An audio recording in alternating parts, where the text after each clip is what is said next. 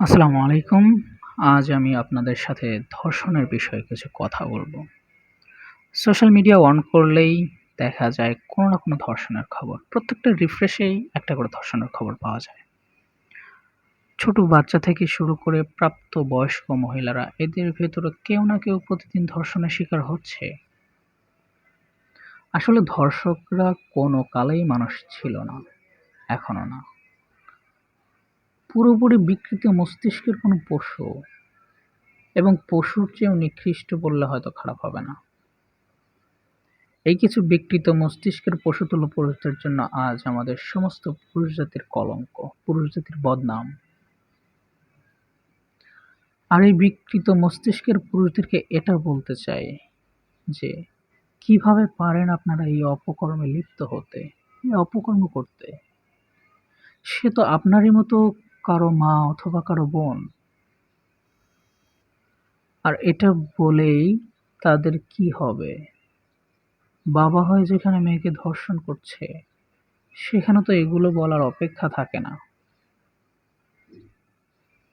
আমার মনে হয় এখান থেকে বের হওয়া যেতে পারে। সেটার একটা মাধ্যম হচ্ছে, অন্যতম না, তবে এটা করলে হয়তো কিছুটা ধর্ষণ কমবে, এরকম হতে পারে। রাষ্ট্রীয়ভাবে কঠোর আইনি ব্যবস্থা নেওয়া। এভাবে ধর্ষণটা কিছুটা কমানো সম্ভব। আর আমাদের পুরোপুরি সচেতন হতে হবে। এখন বলা যায় সচেতন কিভাবে হব? এখন এক্ষেত্রে আমাদের বর্তমান পরিস্থিতির দিকে দেখতে হবে যে বর্তমানে আ ধর্ষণের শিকার কারা বেশি হচ্ছে? যারা যেসব মহিলারা পর্দা করে এবং যেসব মহিলারা পর্দা করে না, তাদের ভিতরে ধর্ষণের শিকার কারা বেশি হচ্ছে? যারা পর্দা করে নাকি যারা পর্দা করে না? obviously যারা পর্দা করে না তারাই বেশি শিকার হচ্ছে, এবং যারা পর্দা করে তারা যে ধর্ষণের শিকার হচ্ছে না এটা কিন্তু না। তারাও হচ্ছে। তবে বেশি হচ্ছে যারা পর্দা করে না। তাই এখন আমাদের মা-বোনদের উচিত, মহিলাদের উচিত নিজেদের শারীরিক সেফটির সাথে পর্দা করে চলাফেরা করা। দেখুন, আমি এটা বলতে চাচ্ছি না যে পর্দা করলেই ধর্ষণ বন্ধ হয়ে যাবে। হয়তো ধর্ষণ বন্ধ হবে না, কিন্তু পরিমাণটা কমে আসবে। আগে যেখানে দিনে ১৫ থেকে ২০ টা ধর্ষণ হতো, সেখানে হয়তো ৫ থেকে ৬ টা হবে। এভাবে ধীরে, ধীরে আস্তে, আস্তে কমে আসবে। আর যদি পর্যাপ্ত আইনি ব্যবস্থা থাকে, দৃষ্টান্তমূলক শাস্তির ব্যবস্থা থাকে, তাহলে এই ধর্ষণ বন্ধ করা যেতে পারে। এখন এখানে প্রশ্ন উঠতে পারে যে ধর্ষণ কমাতে পর্দাই কেন করতে হবে? অন্য কোনো মাধ্যমও তো থাকতে পারে। পর্দাই কেন করতে হবে? এই প্রশ্নটার উত্তর হিসাবে আমি একটা উদাহরণ দিচ্ছি। দয়া করে মনোযোগ দিয়ে শুনুন। ছেলেরা সাধারণত আচার পছন্দ করে না। যেমন তেঁতুলের আচার, আমের আচার, বিভিন্ন কিছু। কিন্তু ঠিক এগুলোই মেয়েদের কিন্তু খুবই পছন্দ। তাহলে মনে করেন একটা রুমের ভেতরে ৫০ জন ছেলে এবং ৫০ জন মেয়ে আছে। সেই রুমের একটা টেবিলের উপর বিভিন্ন রকমের আচার রাখা হলো কাচের পাত্রে করে, এবং কাচের পাত্রের বাহিরে সাদা কাগজ দিয়ে মুড়ে দেওয়া হলো, আর পাত্রগুলো ঢাকনা দিয়ে ঢেকে দেওয়া হলো। এখন রুমের সবাই কিন্তু জানে যে এখানে আচার আছে, কিন্তু জানার পরেও আচার খাওয়ার প্রতি আগ্রহটা খুব একটা তৈরি হবে না। কারণ ওইখানে আচার আছে জানা আছে, কিন্তু ওটার কোনো স্মেল আমরা পাচ্ছি না। ওটা থেকে আমরা দেখতে পাচ্ছি না ওখানে কিসের আচার। কিন্তু আচার আছে জানি। দেখলে এবং তার যদি স্মেল আমাদের নাকে আসে তাহলে সেটা খাওয়ার প্রতি আগ্রহ তৈরি হবে।